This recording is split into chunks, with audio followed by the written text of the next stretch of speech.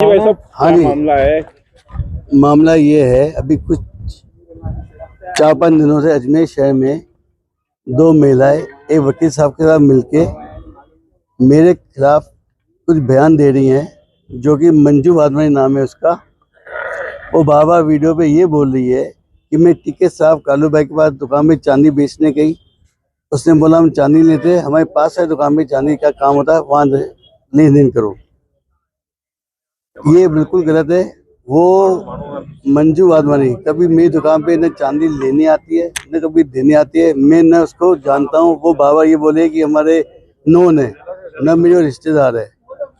और दूसरी बार वो ये बोली है कि मैंने पास में सुरेश सोनी को करीबन 4.5 किलो चांदी बेची है, जिसकी कीमत करीबन 13.5 लाख रुपए है। उससे हमको 3-4 घंटे बिठा के हमको 3.5 लाख दिए और बाकी बोला मैं आपको कल परसों या 10 दिन के बाद दूंगा। ये बिल्कुल गलत बोल रही है। हमारे सराफा संघ में कोई भी ग्राहक कभी भी कोई लेन देन करने आता है, कभी भी हम उससे टोटल कैश से लेन देन करते हैं या चेक लेन देन करते हैं। और इसमें ये भी मेरे को जानकारी हुई है, इसके साथ मंजू वाधवानी और रोहित शर्मा कोई है, एक देव साधवानी है और इनका कोई ग्रुप है पूरा।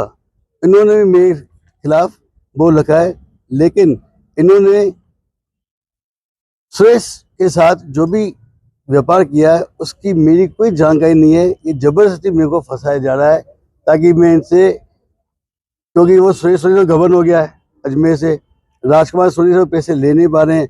अब वो सोच रहे हैं कि मैं इनका नाम लूं, इनसे ब्लैकमेलिंग करूं और पैसे वसूल करूं। कोई पर्ची भी है क्या?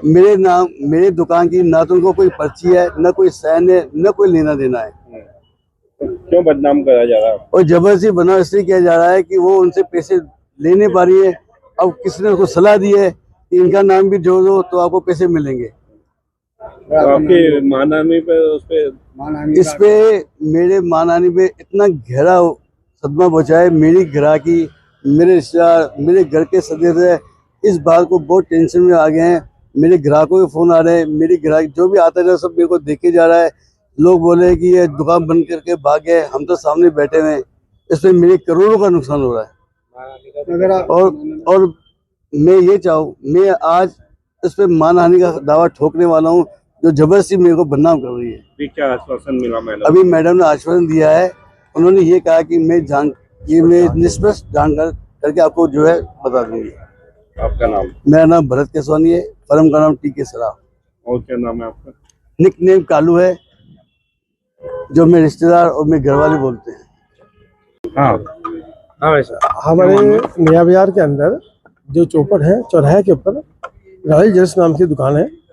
वो एक्चुअली में दुकान के मालिक तो टीके सराफ के कालू भाई हैं, उन्होंने उसको रेंट पे दे रखी है। वहाँ उस आदमी ने कई लोगों के साथ में फ्रॉड किया, कईयों के सोना चांदी पैसे लेके वो भाग गया। अब कुछ जिनके साथ फ्रॉड हुआ है वो गलत बयानबाजी कर रहे हैं फेसबुक पर, एसपी साहब के आके, सीआई साहब के पास जाके कि साहब टीके शराब की दुकान है, जबकि टीके शराब की दुकान तो उसके बगल में है। टीके शराब के वो एक दुकान और है जो उन्होंने रेंट पे दे रखी है। अब उससे उन्होंने लेन देन किया तो टीके शराब का क्या मतलब है? इधर क्या हो रहा है कि जो पीड़ित व्यापारी है, कई व्यापारियों को अमानती जेवर मंगा के वो गायब हो गया है। अब कई व्यापारी हमारे पास आ रहे हैं, इधर सीआई साहब के पास भी गए हैं, लेकिन अभी तक कोई एफआईआर लॉन्च नहीं की गई है और कोई ठोस कार्रवाई नहीं की गई है। मेरा आप दोनों की, आप मीडिया के माध्यम से निवेदन है सीआई साहब को, एसपी साहब को, कि कृपया करके इस मामले का संज्ञान लेवे इसके अंदर और वो ठोस कदम उठाते हुए जो पीड़ित लोग हैं उनका पैसा, उनका रुपया, उनका सोना चांदी जो अपनी मेहनत से कमाया हुआ है वो निकल करवाए। आपका नाम? सुशील सोनी, महामंत्री सराफा संघ अजमेर।